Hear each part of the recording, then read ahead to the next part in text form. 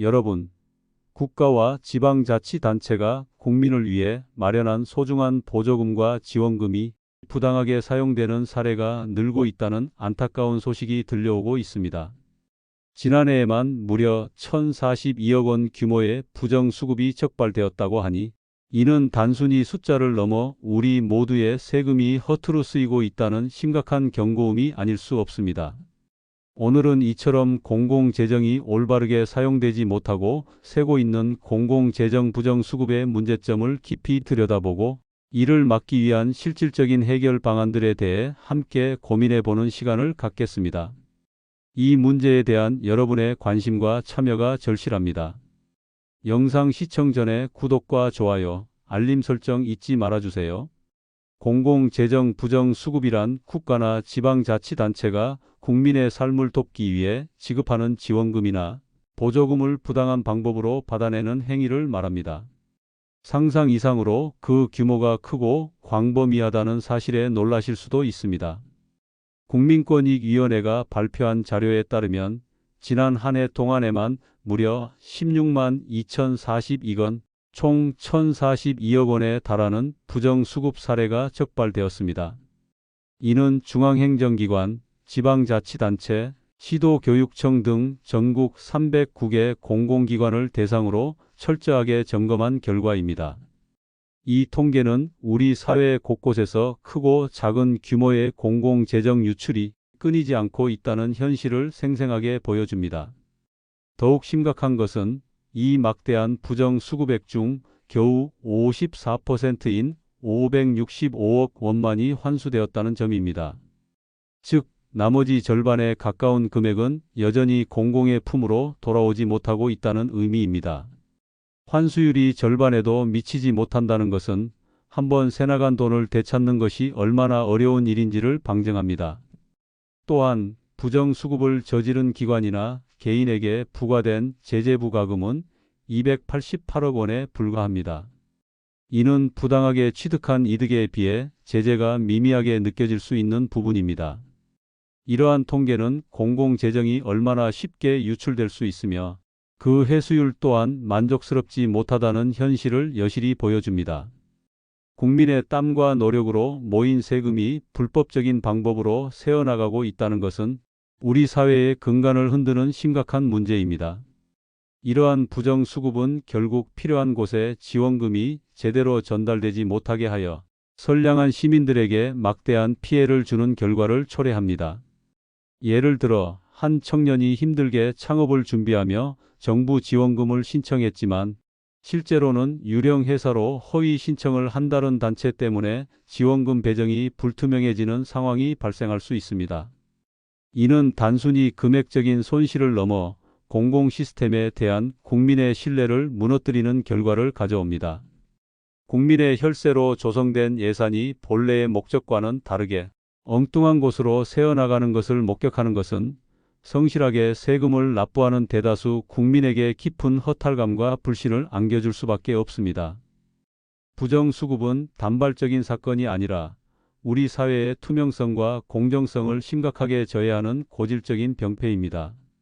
최근 드러난 부정수급 사례들은 그 수법이 매우 다양하고 교묘해지고 있다는 점에서 더욱 경각심을 불러일으킵니다. 단순히 서류를 위조하는 것을 넘어 치밀하게 계획된 범죄 행위로 발전하고 있습니다. 첫째, 국가연구개발 사업에서 벌어진 부정수급입니다. 정부는 혁신적인 연구개발을 장려하기 위해 매년 막대한 예산을 투입합니다. 그러나 일부 연구기관에서는 연구 장비 구매 영수증을 여러 번 제출하거나 존재하지 않는 장비를 구매한 것처럼 속여 연구개발비를 부당하게 수령하는 사례가 적발되었습니다. 예를 들어 첨단 로봇 개발 과제로 선정된 한 연구소에서 수천만 원짜리 최신 장비를 구입했다고 보고했지만 실제로는 이미 가지고 있던 낡은 장비를 재활용하거나 심지어는 다른 연구실에서 이미 사용 중인 장비의 영수증을 복사하여 제출하는 등 상상 이상의 기만적인 수법을 동원했습니다. 이러한 부정수급은 미래 먹거리를 위한 국가의 중요한 투자를 헛되게 만들고 나아가 국가 경쟁력 저하로 이어질 수 있습니다. 연구 윤리의 심각한 훼손은 물론 제한된 연구 예산을 착복하여 정직한 연구자들의 사기를 저하시키는 결과를 초래합니다. 둘째, 방과 후 학교 위탁기관에서의 허위 운영 사례입니다. 교육청으로부터 위탁받아 방과 후 프로그램을 운영해야 할 기관이 실제로는 아무런 프로그램도 진행하지 않으면서 서류상으로만 운영한 것처럼 꾸며 보조금을 타냈습니다. 마치 학생들이 매일 학교에 와서 특별활동을 하는 것처럼 허위 출석부를 만들고 심지어는 가상의 강사 명단을 만들어 급여를 지급한 것처럼 꾸며 수억 원의 교육지원금을 가로채기도 했습니다. 심지어 일부 기관에서는 등록된 학생 수가 실제 수업에 참여하는 학생 수보다 훨씬 많게 부풀려져 있었고, 강사들은 실제 강의 시간보다 더 많은 수당을 청구하는 방식으로 부정수수료를 챙겼습니다. 이러한 행위는 우리 아이들의 교육 기회를 박탈하고 교육 예산을 낭비하는 심각한 범죄입니다. 교육의 기회가 절실한 학생들에게 돌아가야 할 혜택이 사라지는 것은 미래 세대에 대한 죄악과 같습니다. 셋째, 허위 강사 수당 청구입니다. 정상적인 수업이 이루어지지 않았음에도 불구하고 강사의 수당을 청구하여 교육 지원금을 부당하게 수령한 사례도 있습니다. 예를 들어 특정 문화센터에서 고급 외국어 강좌를 개설했지만 실제로는 수강생이 거의 없거나 수업이 제대로 진행되지 않았음에도 강사에게 지급된 것처럼 허위 서류를 만들어 교육청으로부터 보조금을 받아낸 경우입니다. 이는 교육의 질을 저하시키고 성실하게 교육에 임하는 다른 강사들에게도 상대적 박탈감을 안겨줍니다. 나아가 이러한 허위 청구는 해당 교육 프로그램의 신뢰도를 떨어뜨려 선량한 학습자들에게도 피해를 줍니다. 넷째, 청년 일자리 창출 지원금 착복 사례입니다. 청년들의 취업을 돕기 위해 마련된 소중한 지원금이 일부 몰지각한 사업주들에게 악용되기도 합니다. 실제로는 근무하지 않는 인원을 허위로 등록하거나 이면 계약서를 작성하여 급여의 일부를 돌려받는 방식으로 지원금을 편취했습니다. 예를 들어 스타트업 지원 명목으로 청년 인턴 고용 보조금을 받았지만 실제로는 해당 인턴에게 최저임금의 절반만 지급하고 나머지는 사업주가 가로채거나 혹은 명의만 빌려준 유령 직원을 등록하여 정부 지원금만 받아내는 사례가 빈번하게 발생했습니다. 한 중소기업은 청년 5명을 채용했다고 허위 보고하고 매월 500만 원의 지원금을 받았지만 실제로는 2명만 근무하고 나머지 3명은 서류상 직원이었음이 드러났습니다.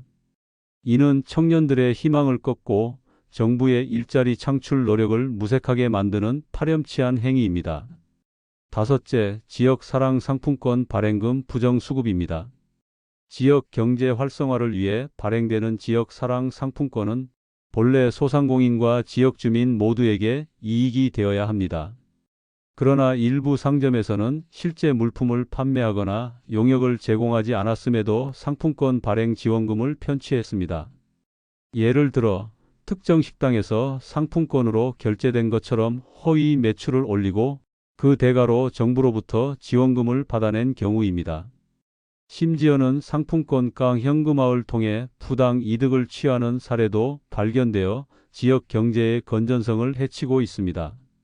이는 지역 경제를 좀먹고 선량한 상점들에게 피해를 주는 행위입니다. 여섯째, 개인의 위장 이혼 및 소득 은닉을 통한 생계급여, 주거급여 편취 사례입니다. 사회적 약자를 돕기 위한 생계급여와 주거급여는 가장 절실한 사람들에게 돌아가야 합니다.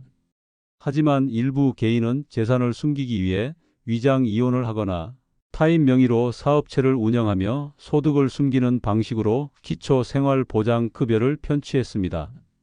한 가족이 소득이 없음에도 수십억 원 상당의 아파트와 고급 차량을 소유하고 있었지만 이를 숨기기 위해 위장 이혼 서류를 제출하고 이혼 후에도 실제로는 한 집에서 함께 살면서 수년간 생계급여와 주거급여를 받아왔다는 사실이 드러나 사회적 공분을 사기도 했습니다.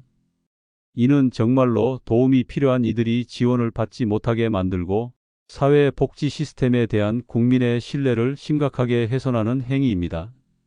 일곱째, 코로나19 생활지원비 중복 수령 사례입니다. 코로나19 팬데믹 기간 동안 어려움을 겪는 국민을 돕기 위해 지급된 생활지원비가 일부 유급 휴가를 받은 사람들에게 이중으로 지급된 사례도 발생했습니다. 예를 들어 기업에서 유급 휴가를 받고도 정부로부터 생활지원금을 또다시 신청하여 받아낸 경우입니다. 이는 정부의 긴급지원 예산이 불필요하게 낭비되고 진정으로 도움이 필요한 이들에게 돌아갈 기회를 빼앗는 결과를 초래했습니다. 이처럼 다양한 형태로 진화하는 부정수급 사례들은 공공재정이 얼마나 취약한지에 대한 경종을 울리고 있습니다. 이러한 사례들은 단순한 개인의 일탈을 넘어 우리 사회의 도덕적 해이와 시스템의 허점을 여실히 보여줍니다. 이러한 부정수급 문제의 심각성을 인지하고 정부는 2020년부터 공공재 정환수법을 시행하고 있습니다. 이 법은 보조금 등 공공재정 지급금을 부당하게 청구하거나 수령한 경우 그로 인해 얻은 부당 이득을 환수하고 나아가 그 가액의 5배 이내에서 제재부과금을 부과하도록 명시하고 있습니다. 단순히 부당하게 얻은 이득만 돌려받는 것에 그치지 않고 강력한 제재를 가함으로써 부정수급을 시도하려는 의지를 원천적으로 차단하겠다는 강력한 의지를 담고 있습니다. 예를 들어 한 기업이 1억 원의 정부 지원금을 허위로 수령했다면 공공재 정환수법에 따라 이 1억 원을 환수하는 것은 물론 해당 기업의 재정 상태나 부정수급의 고의성 등을 고려하여 최대 5억 원의 제재부과금을 추가로 부과할 수 있게 되는 것입니다. 이러한 강력한 법적 장치는 부정수급을 예방하고 공공재정이 본래의 목적대로 올바르게 사용되도록 하는 데 중요한 역할을 합니다. 실제로 이 법 시행 이후 부정수급 적발 건수와 환수액이 증가하는 등 어느 정도 성과를 거두고 있는 것으로 보입니다. 이는 법의 존재 자체만으로도 일정 수준의 억제 효과를 발휘하고 있다는 긍정적인 신호입니다. 그러나 아직도 많은 금액이 환수되지 못하고 있으며 교묘한 수법으로 법망을 피해가는 사례 또한 끊이지 않고 있습니다. 이는 공공재정 환수법의 실효성을 더욱 높이기 위한 지속적인 보완과 개선이 필요함을 시사합니다. 법의 적용 범위를 확대하고 집행의 효율성을 높이며 사각지대를 없애는 노력이 계속되어야 할 것입니다. 예를 들어 부정수급으로 인해 발생한 국가의 손해를 단순히 환수하는 것을 넘어 부정수급자들이 사회적으로 매장될 수 있는 강력한 페널티를 부과하는 방안도 고려해 볼 수 있습니다. 또한 법 집행 기관 간의 유기적인 협력 체계를 강화하여 부정수급 적발 및 처벌 과정을 더욱 신속하고 효율적으로 만들어야 합니다. 법이 현실에 복잡하고 진화하는 부정수급 수법을 따라잡지 못한다면 결국 무용지물이 될 수밖에 없기 때문입니다. 공공재정 부정수급을 근절하기 위해서는 단순히 법적 제재를 강화하는 것을 넘어 다각적인 접근이 필요합니다. 정부와 국민 모두의 노력이 동반되어야만 실질적인 변화를 이끌어낼 수 있습니다.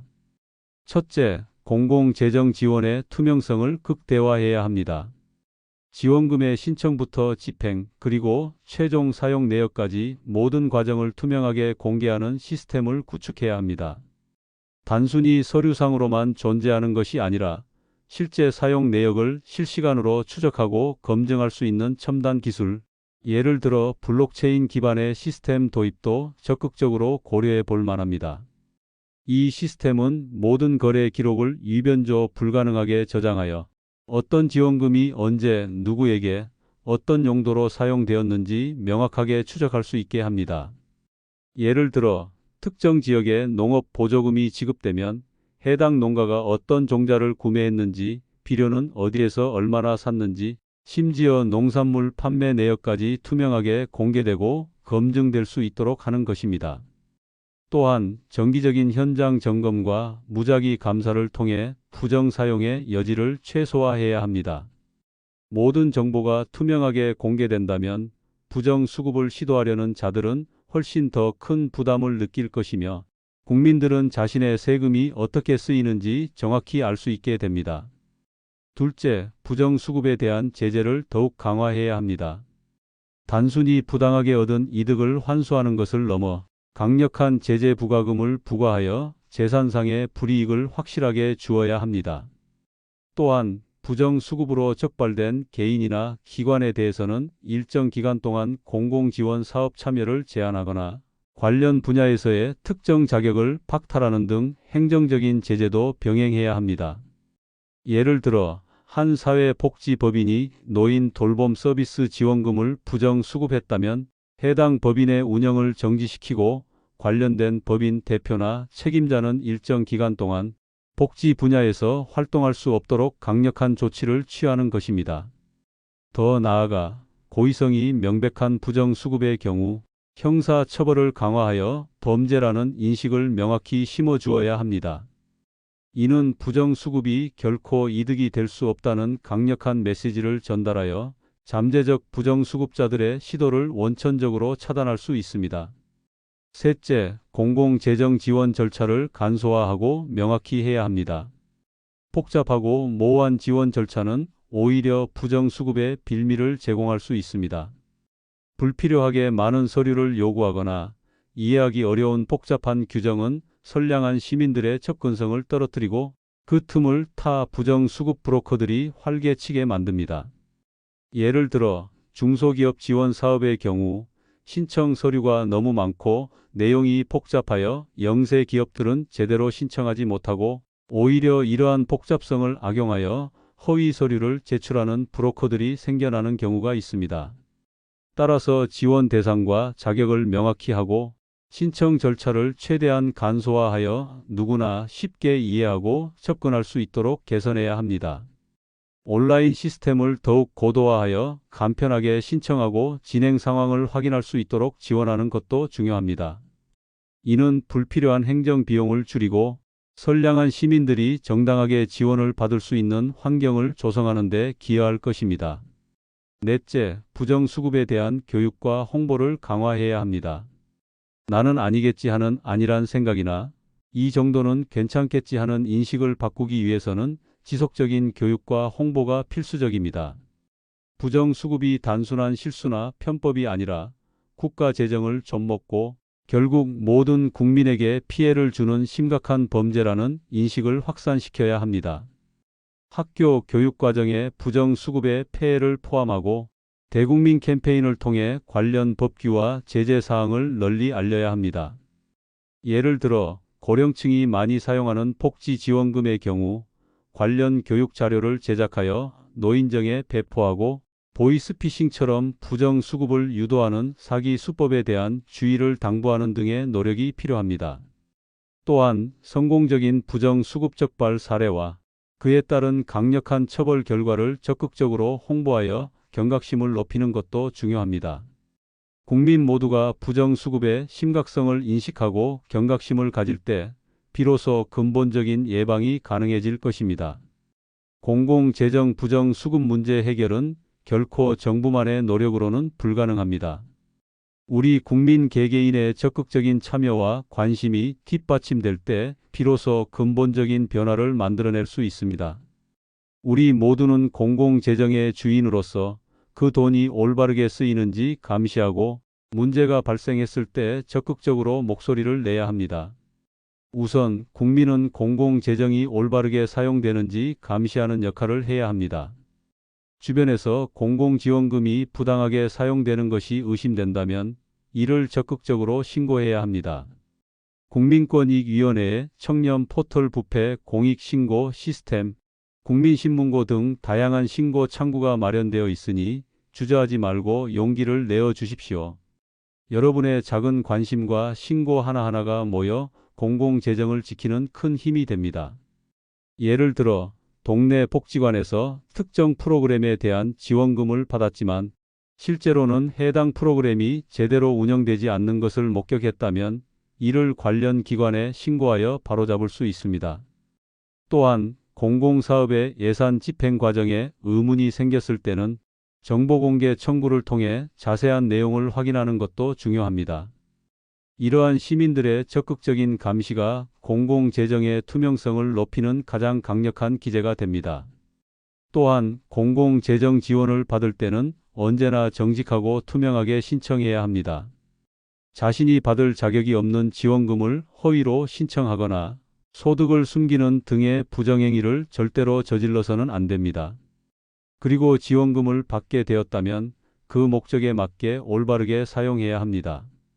예를 들어 아이 돌봄 서비스 지원금을 받았는데 이를 개인적인 유흥비로 사용하거나 교육 지원금을 받았는데 다른 용도로 전용하는 행위는 명백한 부정수급에 해당합니다. 이는 단순한 개인의 이득을 넘어 우리 사회의 공정한 분배와 신뢰 시스템을 무너뜨리는 행위임을 명심해야 합니다. 잠깐의 부당한 이득을 취하려다가 더 큰 사회적, 법적 책임을 지게 될 수 있음을 인지해야 합니다. 부정수급은 결국 국가 재정에 막대한 손실을 가져오고 이는 곧 필요한 곳에 써야 할 우리 모두의 세금이 낭비된다는 의미입니다. 그리고 그 피해는 결국 국민 모두에게 돌아옵니다. 장애인 지원금이 부족해지고 취약계층을 위한 복지 혜택이 줄어들며 공공서비스의 질이 저하되는 등 우리 삶의 모든 영역에 악영향을 미칩니다. 이러한 부정적인 파급 효과는 우리 사회의 불평등을 심화시키고 사회 통합을 저해하는 요인으로 작용할 수 있습니다. 따라서 부정수급을 방지하고 공공재정이 올바르게 사용되도록 하는 것은 정부나 특정 기관만의 책임이 아니라 우리 모두의 공동 책임이자 의무입니다. 우리 사회의 건강한 미래를 위해 우리 모두가 주인의식을 가지고 공공재정을 지키는 데 적극적으로 동참해야 할 때입니다. 공공재정 부정수급 문제는 단순히 처벌을 강화하는 것만으로는 해결될 수 없는 복합적인 과제입니다. 이 문제를 해결하고 공공재정이 진정으로 필요한 곳에 효율적으로 사용되도록 하기 위해서는 정부와 지방자치단체, 그리고 우리 국민 모두가 한마음 한뜻으로 함께 노력해야 합니다. 정부와 지자체는 공공재정의 투명성을 혁신적으로 높이고 부정수급을 사전에 차단할 수 있는 정교한 시스템을 구축해야 합니다. 데이터 분석과 인공지능 기술을 활용하여 부정수급 징후를 조기에 포착하고 복잡하고 불필요한 규제는 과감히 철폐하여 부정수급의 유인 자체를 줄여나가야 할 것입니다. 예를 들어 복잡한 수기 서류 대신 전자행정 시스템을 도입하여 데이터의 오류나 조작 가능성을 최소화하고 모든 지원금의 흐름을 실시간으로 모니터링할 수 있는 시스템을 구축해야 합니다. 동시에 부정수급에 대한 제재는 더욱 강력하고 일관성 있게 집행하여 그 어떤 불법 행위도 용납되지 않는다는 원칙을 확고히 해야 합니다. 법과 제도의 정비는 물론 이를 집행하는 공무원들의 청렴의식 또한 끊임없이 강조되어야 합니다. 그리고 우리 국민 여러분은 공공재정이 올바르게 사용되도록 감시하고 의심되는 사례에 대해서는 적극적으로 신고하는 시민의식을 발휘해야 합니다. 또한 공공지원금을 신청하고 사용할 때는 언제나 정직하고 책임감 있는 태도를 보여주어야 합니다. 이러한 상호 협력적인 노력이 뒷받침될 때 비로소 공공재정은 낭비 없이 필요한 곳에 흘러들어가 우리 사회 전체의 건강한 발전을 이끌어낼 수 있을 것입니다. 공공재정 부정수급 문제, 더 이상 방치할 수 없는 우리의 숙제입니다. 이 문제를 해결하기 위해 우리가 할 수 있는 일은 무엇인지 함께 고민하고 실천해 나갈 때 비로소 더욱 투명하고 공정한 사회를 만들어갈 수 있을 것입니다. 오늘 영상이 여러분의 생각에 작은 울림이 되었기를 바랍니다. 다음에도 더 유익하고 의미 있는 영상으로 찾아뵙겠습니다. 오늘 영상이 도움이 되셨다면 구독과 좋아요, 알림 설정 꼭 부탁드립니다.